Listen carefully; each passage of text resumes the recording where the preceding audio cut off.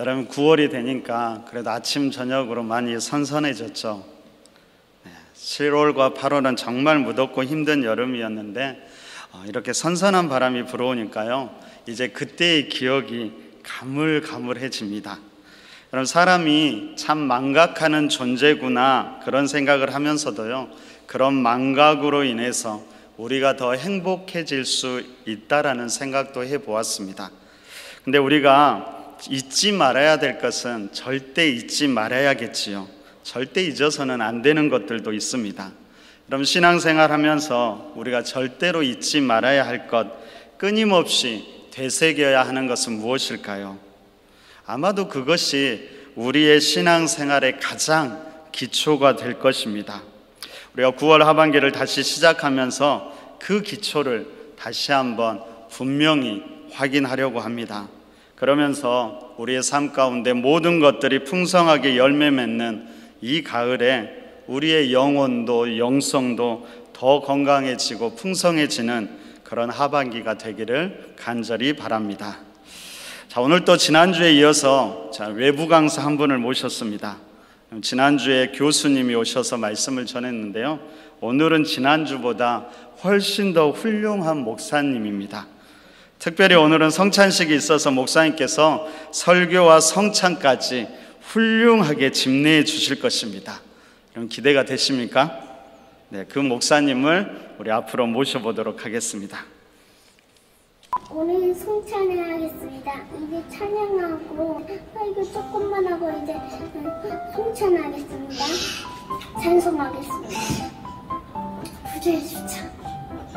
구주 십자가 보혈로 죄신 받기 원하는 내 죄 씻으신 주 이름 찬송합시다. 찬송합시다. 찬송합시다. 내 죄를 씻으신 주 이름 찬송합시다. 아멘. 예수님은 우리의 안에 계십니다. 십자가에 못 박은 건 바로 우리의 죄 때문입니다. 그래서 병사들은 예수님을 쫓아가서 예수님을 못으로 망치를 팍 해가지고 예수님을,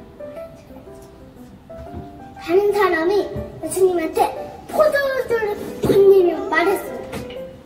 예수님, 이걸 먹으세요 하면서 줬는데 예수님은 안 먹었습니다. 갑자기 하늘이 깜깜해졌습니다.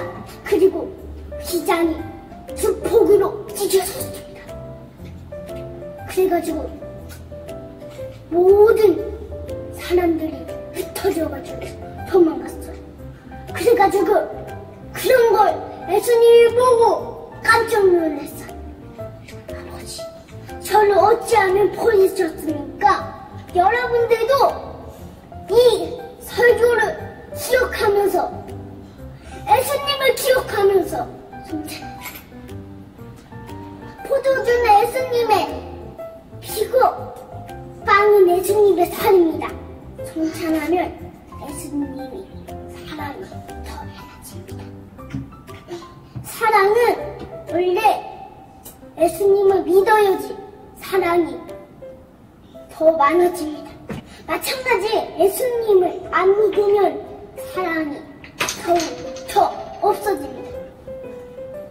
예수님을 믿고 성찬을 많이 하고 그러면 사랑이 진짜 많아집니다. 그리고 성찬하면 예수님을 느낄 수 있어요. 꼭 해보세요. 한지원 전도사님 성찬하겠습니다. 한지원 전도사님 나와주세요. 떡을 받으세요. 예수님의 살입니다.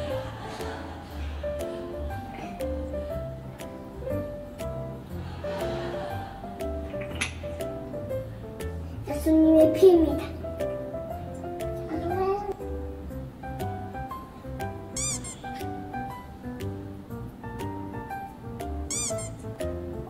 아멘. 이제는 우리 구주 예수의 그리스도예요. 아버지와 그 진하신 사랑과 성령님의 강한 역사를 하시니 이렇게 오늘 교회에 나가서 영까지 모든 성도님들을 지켜주시게 간절히 좋은 나름입니다. 오늘 네. 설교 더 안 해도 되겠죠? 저요. 네, 반성했습니다. 한 3분 30초 되는 이 시간에 다 했더라고요. 나는 1시간 동안 다 하는데도 이만큼 영향을 줄까? 제가 반성해 보았습니다. 가끔 이렇게 영상에 아이들이 나오면은 저희 아이들로 착각하시는 분들이 있는데요. 저희 아이는 아니고요. 다른 목사님의 아들이었던 것 같습니다. 저도 더 분발해야 될 것 같습니다. 자, 예수님께서 제자들을 부르시고요. 삶의 현장에서 그들과 함께 하시면서 복음도 전하시면서 제자들을 가르치셨습니다. 그렇게 1년이 지나고 2년이 지난 어느 날 이제 제자들이 예수님이 얼마나 성장했는지 보고 싶어서 그랬는지 아니면 가장 중요한 것을 다시 한번 점검하고 싶었는지 제자들을 데리고 특별한 장소로 가셨습니다. 그곳에 도착하시자 예수님께서 제자들에게 이렇게 물으셨지요. 사람들이 인자를 누구라고 하느냐? 이에 제자들이 이런저런 대답을 합니다. 누구는 세례 요한이라고 합니다. 누구는 엘리야라고 합니다. 또 어떤 이들은 예레미야와 같은 선지자라고 이야기합니다. 그러자 예수님께서 그 대답을 들으시고 다시금 이렇게 물었습니다. 그러면 너희는 나를 누구라고 하느냐? 예수님께서 진짜로 묻고 싶었던 질문은 바로 이것이었지요.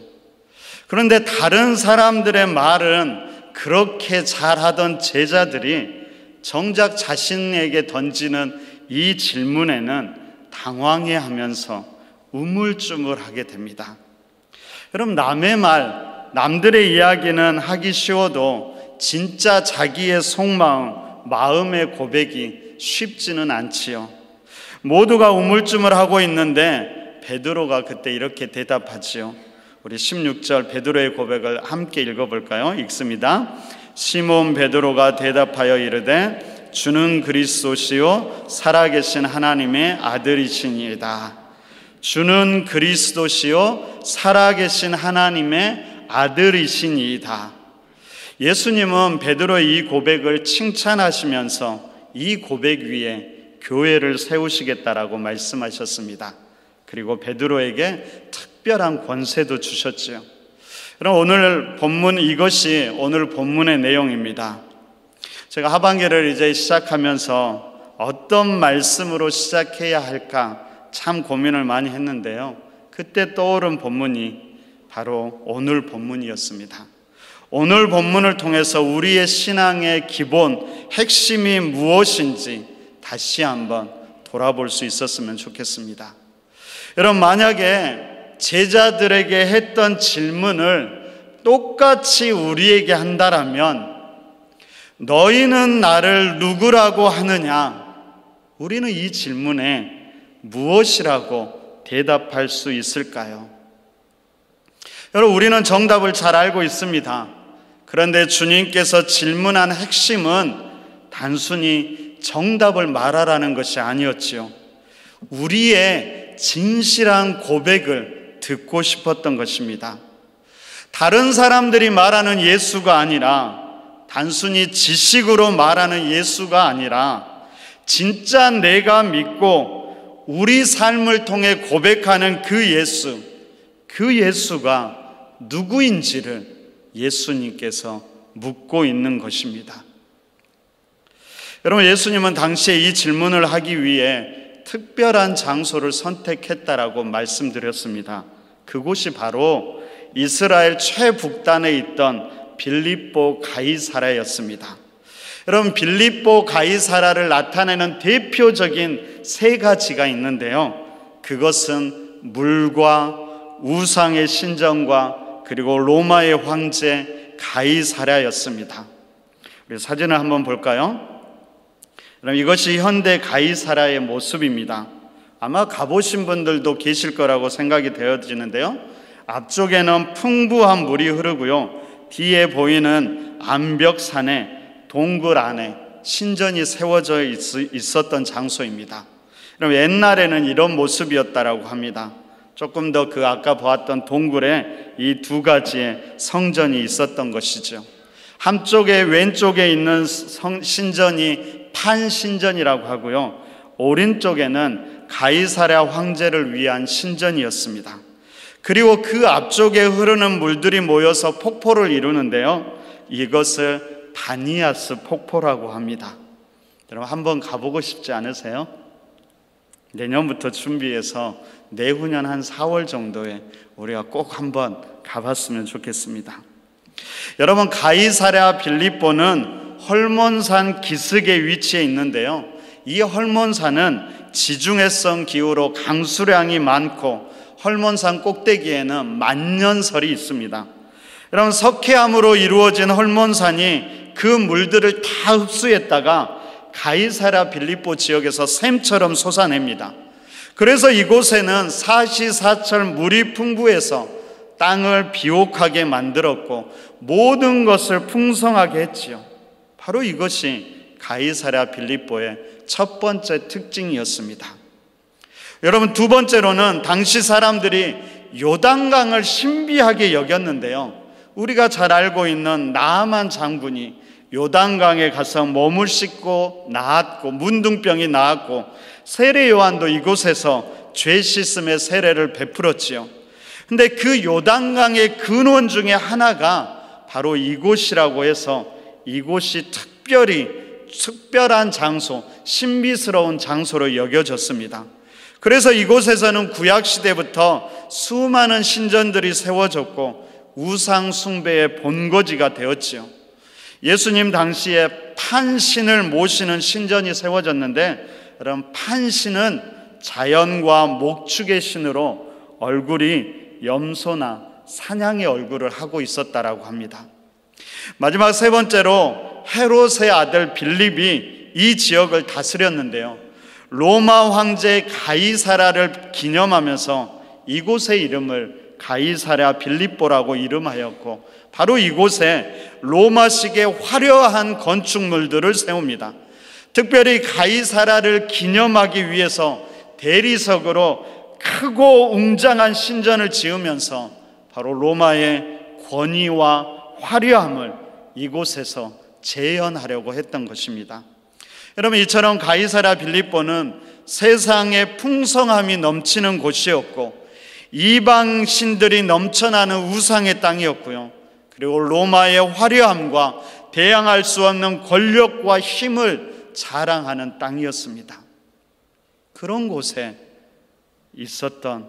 걷고 있었던 예수님과 제자들의 모습은 어땠을까요? 여러분 계속되는 전도 여행 속에서 아마도 피곤하고 많이 지쳤겠지요. 먹고 자고 입는 것이 변변했을 리가 없습니다. 세수나 제대로 했을지도 모르겠습니다. 당연히 그 모습이 그렇게 화려하거나 멋있지는 않았을 것입니다. 뿐만 아니라 사람들은 예수님의 일행을 보면서요 이단자라고도 이야기했고요 정신병자로 취급하기도 합니다.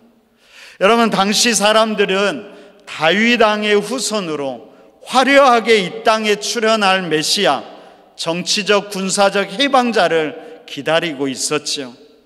그런데 초라한 목수의 아들이 별 볼 일 없는 제자들 몇 명을 데리고 다니면서 하나님의 아들이라고 하니까 그 모습이 얼마나 우스웠을까요? 물론 간혹 기적을 일으키기도 하고 가난하고 힘없는 사람들이 따르기는 했지만 많은 사람들, 당시 지도자들은 예수님과 제자들을 무시하고 조롱했지요. 여러분 신앙생활을 하다 보면 우리를 참 힘들게 하는 것은 예수님을 열심히 믿는데도 삶에 어려움이 다가올 때입니다. 근데 거기에 더 힘든 것은 주위에 있는 사람들이 무시와 조롱할 때지요. 나를 모르는 사람들이면 그나마 상관하지 않겠는데 나를 아는 사람들의 무시와 조롱은 참 견디기가 쉽지 않습니다. 때로는 우리가 겪는 어려움에 무시와 조롱을 더하기도 하지요. 메시아인데 어떻게 그런 고난과 어려움이 있을 수 있지? 하나님의 아들을 믿고 따르는데 다른 사람들보다 더 잘 돼야 되는 거 아니야? 그럴 때면 꼭 그런 것은 아니라고, 그 안에도 하나님의 뜻이 있다고 말은 하지만 흔들리는 것이 사실이지요. 근데 이것이 여러분 우리들만의 고민이 아니라 당시 제자들의 고민이기도 했을 것입니다. 풍부한 땅, 화려한 땅을 보면서 아마도 그들이 느꼈을 감정이었을 것 같습니다. 모든 것을 버리고 예수님을 따랐던 제자들이지만 3년이 지났는데도 자신들은 초라한 모습이고 여전히 세상은 풍부함과 화려함으로 가득했지요. 그래도 곧 하나님의 나라가 임하고 그때는 달라지겠지, 그렇게 믿고 지금까지 왔지만 하나님의 나라가 임할 기미가 여전히 보이지 않는 것이지요. 그런 제자들을 향해서 예수님께서 물으셨습니다. 너희는 나를 누구라고 하느냐? 여러분, 이 질문이 참 단순한 듯 하면서도 결코 단순하지 않지요. 풍요의 땅, 엄청나고 화려한 신전들, 로마의 권력과 부유함으로 무장한 도시, 많은 사람이 조롱하는 이런 상황에서 초라한 행색을 하고 있는 자신들의 모습, 하나님의 나라는 너무 멀리 있는 것처럼 느껴지는 현실에서 너희는 나를 누구라고 고백하느냐? 그 질문은 참 도전적인 질문이었습니다. 그러면 이 질문 앞에서 모두가 우물쭈물하고 있을 때 베드로가 그렇게 대답했지요. 주님은 그리스도시요 살아계신 하나님의 아들입니다. 그러면 이 고백이 너무나 중요한 고백입니다. 물론 이 고백을 한 베드로조차도 이 고백의 참된 의미를 알지는 못했을 것입니다. 어쩌면 베드로는 이 고백 속에서 그나마 당시 풍요로움과 행복이 모든 것이 중심이 된 세상에 대한 거부가 담겨 있었다라는 것을 나중에야 알았겠지요. 여러분, 정치 권력과 결탁하여 이 세상에서 권력을 누리면서 예수를 그리스도, 살아계신 하나님이 아들이 아니라 수많은 우상중의 하나로 전락시켜버린 종교에 대한 거부이기도 했고요.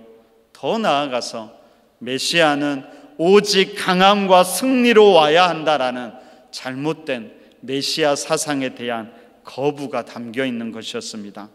그리고 무엇보다도 이런 세상 속에서 흔들리고 지쳐가는 자신을 향한 선포였을 것입니다. 여러분, 우리 신앙이 때로는 얼마나 우스운지 모릅니다. 제자들이 처음 예수님을 만났을 때 그들의 반응을 다시 한번 생각해 보십시오. 그들은 모든 것을 버려두고 예수님을 따랐지요. 가족과 일터, 어쩌면 자신들이 가졌던 꿈과 소망들, 그 모든 것을 버리고 예수님을 따라갑니다. 여러분, 우리도 그랬을 것입니다. 예수님을 처음 만났을 때, 처음 믿음을 고백했을 때 모든 것을 기꺼이 주님을 향해 드리겠다라고 헌신을 다짐했겠지요. 기꺼이 주를 위해 내 삶을, 내 생명까지 바치겠다라고 결단하면서 나는 죽었고 오직 그리스도만이 살았다라고 고백했을 겁니다. 그런데 시간이 지나면서 언젠가부터 나도 모르는 사이에 화려한 세상을 보면서 다시 흔들리고 세상을 향한 욕심이 다시 내 안에 살아나게 되지요. 그래서 여러분, 이제는 어떻게 하는지 아십니까? 예수 안에서 이런 것들을 추구합니다. 예수님을 믿으면서 예수님이 주신 축복은 축복대로 누리고 세상의 것들은 세상의 것대로 얻으려고 하지요. 이 땅에서 예수님의 도움으로 잘 살고 잘 먹고 건강하고 부유하게 살다가 죽을 때가 되어서는 예수님을 믿는 자로 당당하게 천국에 들어가길 소망하지요. 이 땅에서도 저 땅에서도 더 많은 것을 얻으려 합니다. 예수님은 그런 우리에게 다시 묻고 있는 것입니다. 너희는 나를 누구라고 하느냐? 지금 우리의 삶의 자리에서 이 질문에 우리는 어떤 대답을 할 수 있을까요? 여러분, 현대인들에게 기독교 신앙은 종교적인 행사가 되어버린 지 오래입니다. 이제 주님과의 만남이 없어도 단순히 지식을 쌓고 종교적 행사에 잘 참여만 해도 신앙이 좋다라고 인정받는 시대가 되어버렸습니다. 거기에다가 약간의 선한 행실을 더하면은 금상첨화지요. 그러면 우리 마음의 중심은 숨긴 채로 모두가 우러러보는 그런 신앙인이 충분히 될 수 있습니다. 그런데 예수님은요, 이런 모습이 외식하는 자의 모습이며 때로는 가장 비신앙적인 모습이 될 수 있다라고 신랄하게 비판하셨습니다. 이런 시대 속에서 베드로의 고백은요, 어쩌면 예수님과 동행하면서 그분과 함께 했던 모든 시간을 담은 고백이었고 자기 안에 계신 성령님을 통한 고백이었지요. 그리고 그 고백대로 베드로는 다시 한번 자기의 전 삶을 그분께 헌신하게 됩니다. 바로 주님은 이런 고백을 한 베드로에게 이렇게 이야기하지요. 우리 18절을 함께 읽어보도록 하겠습니다. 함께 읽습니다. 자, 시작. 또 내가 내게 이르노니 내가 이 반석 위에 내 교회를 세우리니 음부의 권세가 이기지 못하리라. 내가 이 반석 위에, 단순히 반석인 베드로를 말하는 것이 아니죠. 주는 그리스도시요 살아계신 하나님의 아들이라는 이 베드로의 신앙 고백, 그 신앙 고백 위에 하나님의 교회가 세워지고 그때 그 교회는 음부의 권세가 이기지 못할 것입니다. 하반기를 시작하면서 우리 또한 이 고백을 다시 한번 새롭게 할 수 있기를 바랍니다. 그러면서 다시 우리의 마음과 삶의 중심을 그리스도 대신 주님께 내어드릴 수 있기를 바랍니다. 물론 지금은 부족하지요. 여러분, 베드로도 그 이후에도 여전히 실수하고요, 야단 맞고 또한 예수님을 배반하기도 합니다. 하지만 중요한 것은 베드로가 늘 예수님과 함께 하기를 힘썼다라는 것입니다. 그러기에 주님 또한 이런 베드로를 그냥 내버려 두지 않으시고 그를 일으키시고 그를 다시 품어주시고 그에게 힘과 능력을 더하여 주셨지요. 바로 이런 관계를 통해서 베드로가 진정한 주님의 제자, 하나님 나라를 위한 주님의 동역자로 성장하게 된 것입니다. 우리의 중심을 다시 한번 점검해야 합니다. 정말로 예수님이 우리의 중심에 계시는가? 그분이 모든 것을 해결할 그리스도가 되심을 믿는가? 우리에게 그런 믿음이, 그런 고백이 여전히 있는가? 세상의 풍요와 화려함에 자꾸 우리 마음을 빼앗기고 있는 것은 아닌지 다시금 점검해 보아야 합니다. 그리고 주님께 고백해야 하지요. 예수님만이 나의 힘입니다. 예수님만이 나의 생명입니다. 예수님만이 나의 소망이 되십니다. 그런 고백을 드릴 때 그분은 우리의 모든 것이 되어 주실 것입니다. 근데 여러분, 이 고백이 그냥 되는 것이 아니라 예수님과 우리의 만남, 그것도 끊임없이 개인적인 만남 속에서 고백되고 경험되는 것임을 잊지 마시기 바랍니다. 그러므로 하루하루 주님과의 만남을 소중히 여기셔야 합니다. 바로 그것이 우리의 믿음 생활이라는 것도 잊지 않았으면 좋겠습니다. 주님은 오늘 또 살아계시면서 우리와 함께 삶을 만들어 가길 원하고 계십니다.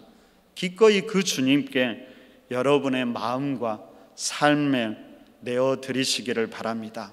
그리하여 여러분의 심령과 삶 가운데, 그리고 우리가 속해 있는 모든 곳 가운데 예수 그리스도가 가득하기를 간절히 소망합니다. 그 기대와 소망으로 오늘은 예수 그리스도를 크게 외쳐보려고 합니다. 여러분, 중세 때 사막에 성자 한 사람이 있었답니다. 그 성자는 모든 문제의 해결책을 가진 듯 했습니다. 그래서 수많은 사람들이 그에게 찾아와 물었지요. 그런데 그가 했던 유일한 말은 딱 한마디였다고 합니다. 무엇이었을까요? 예수 그리스도였지요. 대학생들 선교단체에서 수련회를 가면 꼭 백문일답이라는 걸 합니다. 여러분, 왜 백문일답인지 아세요? 질문은 100가지인데 답은 오직 한 가지여서 그렇죠. 그 답이 무엇일까요? 예수 그리스도입니다. 한 번은 비가 엄청 내리는데 수련회 도중에 그 비를 맞으면서 이 백문일답을 하는 거예요. 처음에는 그런 생각을 했죠. 짜증이 나더라고요.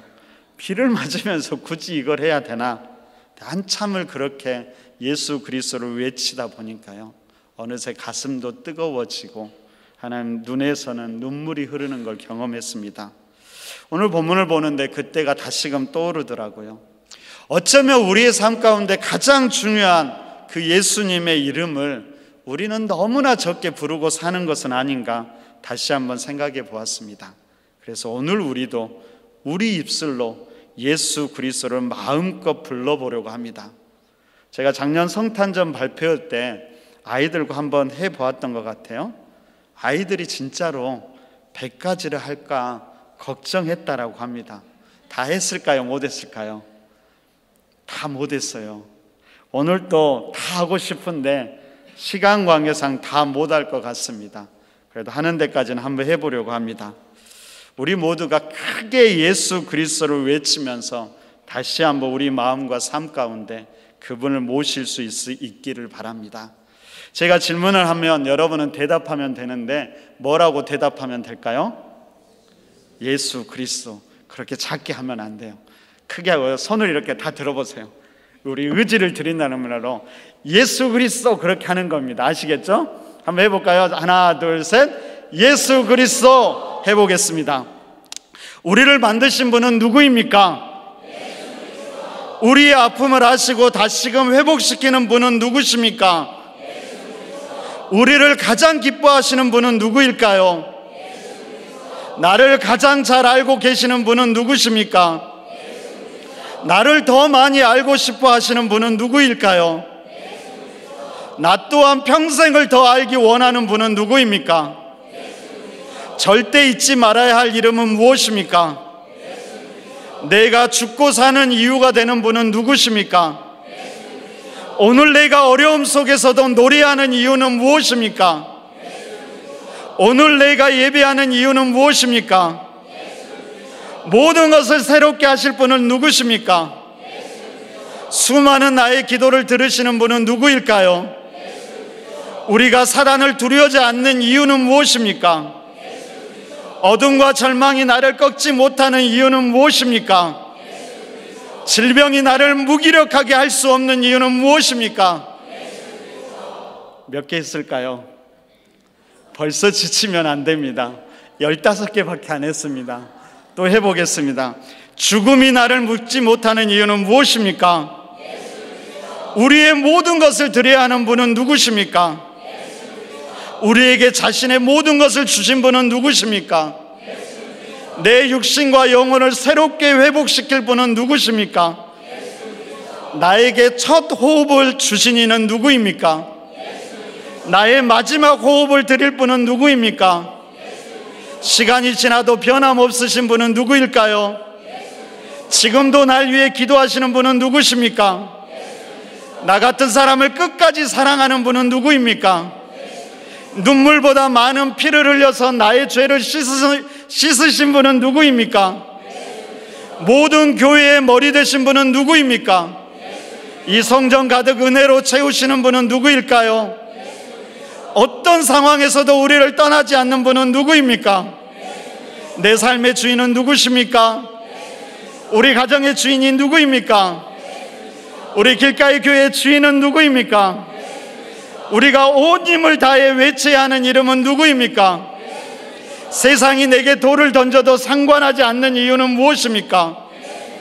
우리가 사단을 두려워하지 않고 똑바로 쳐다볼 수 있는 이유는 무엇입니까? 사단이 두려워서 입에 올리지도 못하는 이름은 누구입니까? 나의 잔을 넘치게 채우시는 분은 누구일까요? 나에게 놀라운 일을 행하셨고 지금도 행하실 분은 누구입니까? 모든 것을 새롭게 하신 분은 누구십니까? 길과 진리 생명이 되신 분은 누구입니까? 한 영혼도 이 이름을 듣지 못하고 죽으면 안 되는 이름은 누구일까요? 몇 개 했을까요? 40개 했습니다. 100개 하려면 60개 남았는데 성찬식만 없으면 100개를 하겠는데 오늘은 여기까지 하고요. 나머지는 숙제로 내드리도록 하겠습니다. 마지막 100번째 질문은 이 질문이더라고요. 좀 깁니다. 지금도 여전히 살아계셔서 이곳 가운데 가장 큰 영광을 받으시고 세세토록 무궁하며 끝이 없는 찬란한 영광 가운데 온 나라와 백성이 그의 오심을 기다리며 그의 다스리심을 갈망하며 그가 오셔서 성전의 마지막 돌을 쌓으실 때 비로소 완성되게 하시는 우리의 왕이요 온 땅의 왕은 누구입니까? 예수 그리스도. 마지막으로 제가 질문을 하나를 더 던지면은요, 오늘 베드로가 했던 고백을 우리 자신의 고백으로 드렸으면 좋겠습니다. 우리는 그분 예수 그리스도를 누구라고 고백합니까? 주는 그리스도시요 살아계신 하나님의 아들입니다. 다시 한번 해볼까요? 주는 그리스도시요 살아계신 하나님의 아들입니다.